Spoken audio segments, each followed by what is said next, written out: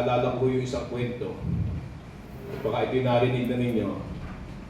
Alam niyo yung mga magkakaibigan, yan ho nagsisimula ang magandang adhikain at pangarapin sa buhay. Tama ano ho? Kaya ikay nagsisikap kasi nung sumpaan nyo nung kabataan mo kayo, pare tayo magpakaaral ng mabuti.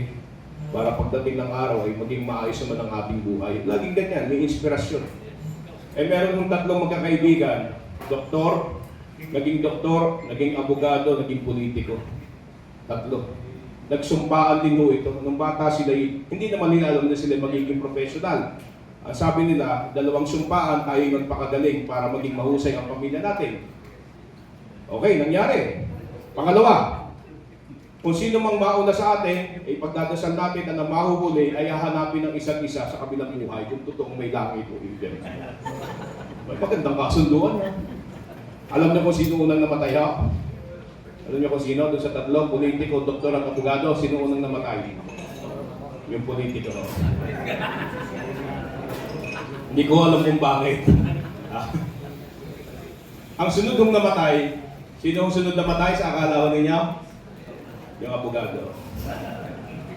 Nung namatay ho ang doktor, ay siya, buti, di siya maghahanap. Pagdating ho sa pinto ng langit, ang sabi ho, San Pedro, "Oh, doktor, welcome! Alam mo talagang ikaw ay sa langit. Sa dami mong natulungan, ikay nabubuhay pa. Yung mga nagkakasakit, hindi ka naniningin. Talagang napakabait mo, doktor, kaya welcome to the gates of heaven." Ay, San Pedro, pwede ko kung bago pumasok, ay matupad ko ang sumpaan naming magkakaibigan. Ano yun? Nahahanapin mo ang isa't isa pag kami nakarating sa kabilang buhay. Ay, sino bang hinahanap mo? Ang unang namatay na kaibigan ko ay si Juan. Ay, hindi politiko. Tinignan mo sa libro. Ako, eh, wala naman dito ang kaibigan mo. Isa, tingnan mo sa ibaba, baka nandoon. Di tinignan na.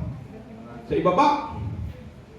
Ay, sabi, ay wala rito. Ano ba trabaho ng kaibigan mo si Juan? Politiko ho. Ay, wala rito.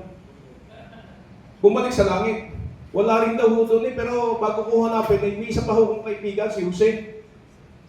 Ayan na naman professional. Abogado ho. Abogado. Naku, wala rito. Baka nandun sa ibaba. Pagdating sa ibaba, sabi ni Tanay, anong pangalan ng iyong kaibigan? Jose. Anong trabaho niya nung nabubuhay pa? Abogado ho. Binukla. Naku, nandito. Ay di nakita na ko. Partner, classmate, may tingin na pa parito, kaluwag sa itaas. Ay dinala ng tadhana. Pero hindi ko pa nakikita yung ating, hindi ko rin nakita eh. Bumalik ulit kay San Pedro. San Pedro, salamat ho. Nakita ko na ho si kaibigan kong abogado nandun ho. Ganyan talaga yan sa kabilang buhay. Alaman mo ang langit, ang mga nakakarating dito yung mga mabubuting kaluluwa. Kaya ang mga doktor, welcome dito. Yung kaibigan mong abogado, kaya napaparoon, di alaman mo na. Ang mga napapapunta ro'y masasamang kaluluwa. Ay ngayon ho, ay nasa nung aking kaibigang politiko.